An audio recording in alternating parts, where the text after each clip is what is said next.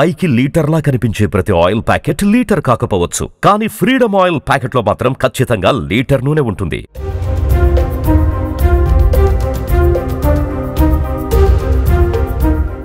నిలువున పైకి లేచే దేశంలోనే తొలి వర్టికల్ బ్రిడ్జ్ పాంబన్ సేతుని శ్రీరామ నవమి సందర్భంగా ప్రధాని మోదీ ప్రారంభించనున్నారు.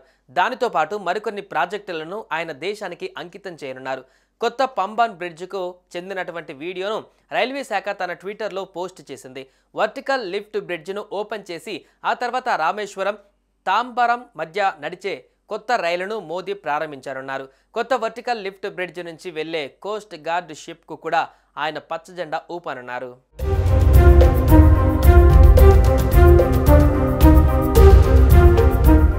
భారతదేశంలో తొలి వర్టికల్ బ్రిడ్జ్ ఇది. ఈ బ్రిడ్జ్ తమిళనాడులోని రామేశ్వరం జిల్లా మండపం నుంచి స్టార్ట్ అయ్యి బంగాళాఖాతంలోని రామేశ్వరం దివిని కలుపుతోంది. న్యూ పంబన్ వంతెనను రైల్వే మంత్రిత్వ శాఖ ఆధ్వర్యంలో నవరత్న PSU railway Vikas Nigam limited నిర్మించింది. 2020లో పనులు ప్రారంభించింది. ఇప్పుడు ప్రారంభోత్సవానికి సిద్ధమైంది. ఈ బ్రిడ్జిపై 600 మీటర్ల పరిధిలో భారీ పరిమాణంలో వర్టికల్ లిఫ్ట్ ఉంది. దీని పనులు పూర్తి కావడానికి దాదాపు 5 నెలలు పట్టింది. దాని బరువు 660 టన్నులు, పొడవు 72.5 మీటర్లు. ఈ పాంబన్ బ్రిడ్జ్ మొత్తం పొడవు 2.08 కిలోమీటర్లు. బ్రిడ్జి కింద నుంచి ఓడలు కూడా ఎటువంటి ఆటంకం లేకుండా వెళ్ళవచ్చు.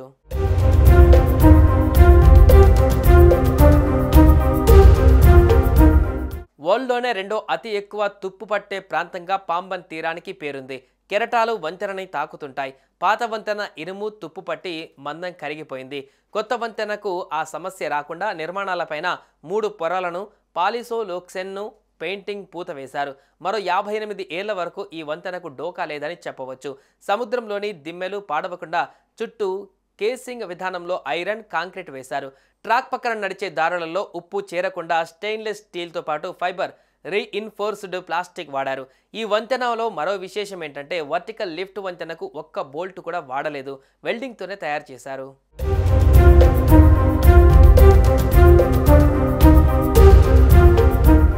వంతెన మొత్తాన్ని స్కాడా సెన్సార్లతో కలిపారు. గంటకు 58 కిలోమీటర్లు వేగానికి మించి గాలులు వీస్తే స్కాడా దానంతట అదే ఈ మార్గాన్ని ఆపేస్తుంది. గాలి వేగాన్ని కొలిచేందుకు దిమ్మెలు, టవర్లపైన యంత్రాలు ఉన్నాయి. దిమ్మెలలోని గదుల్లో దేశ విదేశాల నుంచి తెప్పించిన భారీ మోటార్లు, చక్రాలు ఉన్నాయి. మత్స్యకారుల పడవలు, బార్జ్ పడవలు, నేవీ పోర్టుల నుంచి వచ్చే ఓడలు వంతెనలను దాటాల్సి వచ్చినప్పుడు సిబ్బంది దిమ్మెల పైనున్న గదుల్లోకి వెళ్లి రిమోట్ ద్వారా వంతెనను లిఫ్ట్ చేస్తారు. ఇందులో వర్టికల్ బ్రిడ్జ్ సాంకేతికతను స్పెయిన్ నుంచి తీసుకున్నారు.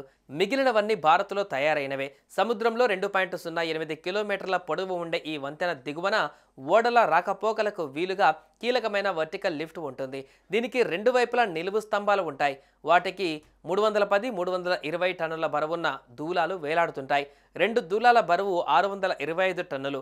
మొత్తం లిఫ్టులో సుమారు 35 టన్నుల బరువు ఎత్తడానికి మాత్రమే విద్యుత్ అవసరం. మిగతా భారాన్ని కౌంటర్ వెయిట్లో నియంత్రిస్తాయి.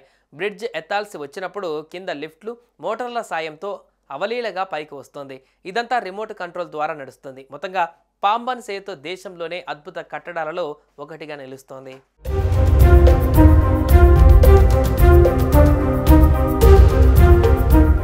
సుమన్ టీవీలో మీ పర్సనల్ అండ్ బిజినెస్ ప్రమోషన్స్ కోసం కింది నెంబర్కి కాంటాక్ట్ చేయండి.